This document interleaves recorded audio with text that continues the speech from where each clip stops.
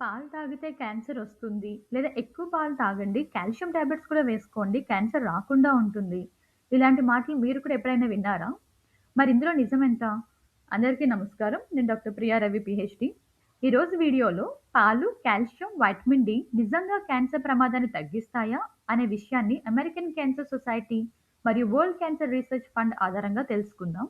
ముందుగా కాల్షియం మరియు పాల పదార్థాల గురించి మాట్లాడుకుందాం. అమెరికన్ క్యాన్సర్ సొసైటీ ప్రకారం కాల్షియం ఎక్కువగా ఉండే ఆహారాలు మరియు పాల పదార్థాలు పెదపేగు క్యాన్సర్ అంటే కొలరెక్టల్ క్యాన్సర్ ప్రమాదాన్ని తగ్గించడంలో సహాయపడవచ్చని పరిశోధనలు బలంగా సూచిస్తున్నాయి. కొన్ని అధ్యయనాల్లో కాల్షియం వల్ల బ్రెస్ట్ క్యాన్సర్ ప్రమాదం కూడా కొంత తగ్గే అవకాశం ఉందని సూచిస్తున్నాయి.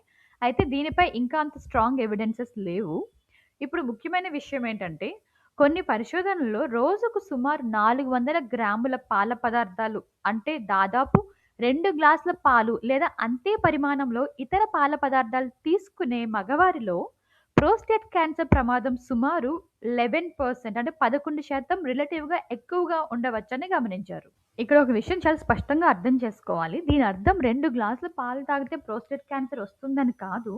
కేవలం చాలా ఎక్కువ మొత్తంలో చాలా సంవత్సరాల పాటు అంటే దీర్ఘకాలంగా తీసుకునే వారిలో స్వల్పంగా ప్రమాదం ఎక్కువగా కనిపించిందని మాత్రమే ఈ అధ్యయనాలు చెబుతున్నాయి.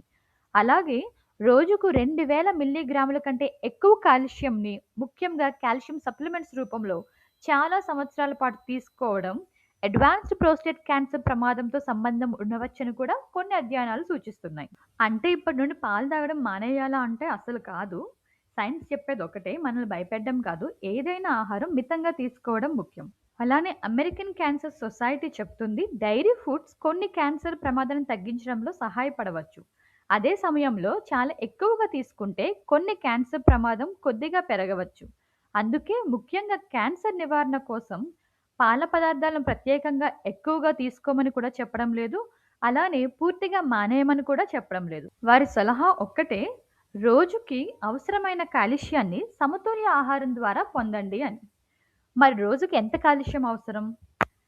చాలామంది అడల్ట్స్‌కి పెద్దవాళ్ళకి రోజుకు 1000-1200 మిల్లీగ్రాముల కాల్షియం అవసరం.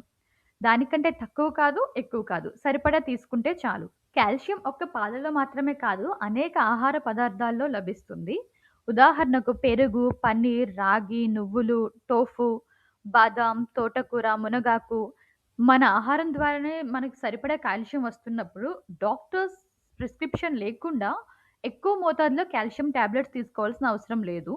ఇంకో ముఖ్యమైన విషయం ఏంటంటే, మీరు సరిపడా కాల్షియం తింటున్నా కూడా అది మన శరీరాన్ని పూర్తిగా ఉపయోగపడదు. ఎందుకంటే కాల్షియంని బాగా అబ్జార్బ్ చేసుకోవడానికి వైటమిన్ డి కావాలి.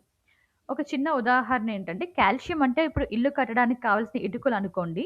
విటమిన్ డి అంటే ఆ ఇటుకలను సరైన చోట అమర్చే మేస్త్రి లాంటిది. విటమిన్ డి సరిపడా లేకపోతే మనం ఎంత కాల్షియం తిన్నా శరీరం దాన్ని సరిగ్గా గ్రహించలేదు, ఉపయోగించలేదు.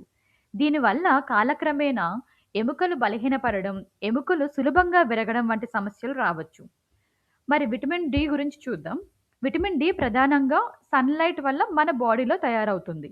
ఇది ఎముకల ఆరోగ్యానికి, రోగనిరోధక శక్తికి, కండరాల బలానికి చాలా అవసరం. విటమిన్ డి క్యాన్సర్ ప్రమాదాన్ని తగ్గిస్తుందా అనే విషయంపై ఇంకా పరిశోధనలు కొనసాగుతున్నాయి. కొన్ని అధ్యయనాలు ప్రయోజనం కనిపించింది. కానీ వైటమిన్ డి ఒక్కటే క్యాన్సర్‌ను పూర్తిగా నివారిస్తుందని ఇప్పటి వరకు పెద్ద ఎత్తులో క్లినికల్ ట్రయల్స్ అయితే ఇంకా నిరూపించలేదు. సాధారణంగా పెద్దవాళ్ళకు రోజుకు 600-800 ఇంటర్నేషనల్ యూనిట్స్ అంటే ఐయు వైటమిన్ డి అవసరం. లోపం ఉన్నవారికి మాత్రం డాక్టర్ సలహాతో సప్లిమెంట్స్ అవసరం పడవచ్చు. మన లక్ష్యం వైటమిన్ డి డెఫిషియన్సీ లేకుండా చూసుకోవడం. అంతేగాని అనవసరంగా ఎక్కువ మోతాదులో తీసుకోవడం కాదు. సో, ఈరోజు వీడియోలో ముఖ్యమైన విషయాలేంటంటే, రోజు అవసరమైన కాల్షియాన్ని సమతుల్య ఆహారం ద్వారా పొందడం, డాక్టర్ సలహా లేకుండా కాల్షియం సప్లిమెంట్స్ అధికంగా తీసుకోవద్దు. అవసరమైతే మాత్రమే వైటమిన్ డి సప్లిమెంట్స్ తీసుకోండి. క్రమం తప్పకుండా వ్యాయామం చేయండి. ఆరోగ్యకరమైన బరువును మెయింటైన్ చేసి, పండ్లు, కూరగాయలు, తృణధాన్యాలు, పప్పులు ఎక్కువగా తీసుకోవడం. చివరిగా ఒక ఆహారం వల్ల ఒక రోజులో క్యాన్సర్ రాదు. అలాగే ఒక ఆహారం లేదా ఒక వైటమిన్ వల్ల క్యాన్సర్ పూర్తిగా నివారించబడదు. క్యాన్సర్ ప్రమాదాన్ని తగ్గించేది ఒక మ్యాజిక్ ఫుడ్ కాదు, ఆరోగ్యకరమైన జీవనశైలి. ఈ వీడియో మీకు ఉపయోగపడితే లైక్ చేయండి, కామెంట్ చేసి మీ అభిప్రాయం చెప్పండి. మీ ఫ్యామిలీ అండ్ ఫ్రెండ్స్‌కి తప్పకుండా షేర్ చేయండి. ఇలాంటి సైన్స్ ఆధారిత ఆరోగ్య మరియు క్యాన్సర్ అవగాహన వీడియోల కోసం నా ఛానల్‌ని సబ్స్క్రైబ్ చేయండి. వీడియోని పూర్తిగా చూసినందుకు ధన్యవాదాలు.